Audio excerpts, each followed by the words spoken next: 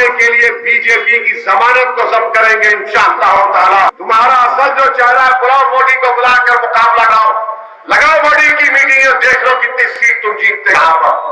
रुको जरा, सब्र करो। असदुद्दीन ओवैसी के गढ़ हैदराबाद के नगर निगम के चुनाव में बीजेपी 48 सीट पर जीत हासिल करके जो करिश्मा किया है, उसके बाद राज्य के सियासी समीकरणों में भूचाल आता दिख रहा है।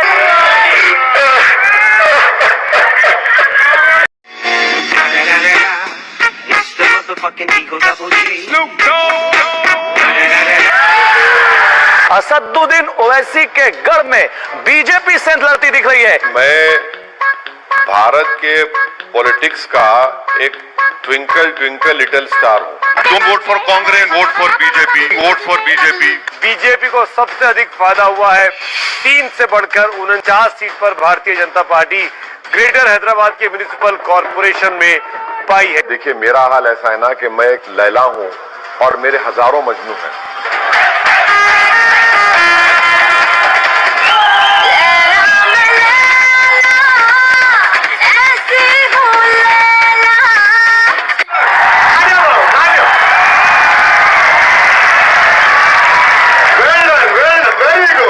हैदराबाद की जनता ने मोदी जी के विकासवाद पर मुहर लगाई।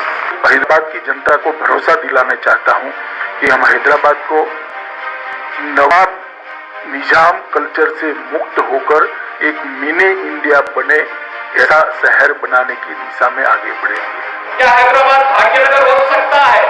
मैंने कहा क्यों नहीं। भाग्यनगर का मतलब समृद्धि का प्रतीक। अकबरुद्दीन ओवैसी और असरादुद्दीन ओवैसी, सुनिए, ये निजामों का काल नहीं है, ये निजामों का काल नहीं है, ये हिंदू हृदय सम्राट नरेंद्र मोदी जी का समय है।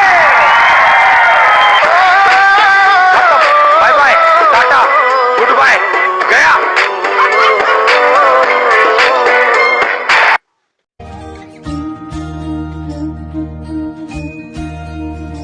अच्युतं केशवं कृष्ण दामोदरं रामनारायणं जानकी वल्लभं। और सरकार तो कह भी नहीं सकती। जज साहब को लगा कि इन्हीं 2-1 सालों में रिटायर होना है। रिटायर होने के बाद कोर्ट उतर जाएगा और लोग बड़ा ठोकेंगे।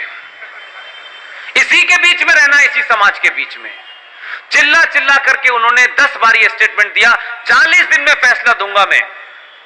हमने कहा नहीं आप 40 दिन में, 150 साल से नहीं दे रहे थे आप तो बार बार भगवान राम का सर्टिफिकेट मांग रहे थे, डेट ऑफ बर्थ सर्टिफिकेट मांग रहे थे।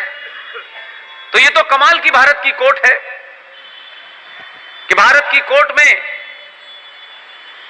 ये दशहरा आता है 10 दिन की छुट्टी,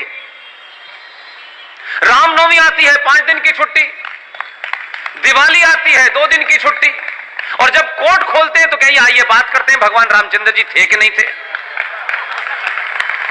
आपने बता दिया कि रामचंद्र जी थे और कहां पे पैदा हुए थे, यह भी जज साहब को पता चल गया।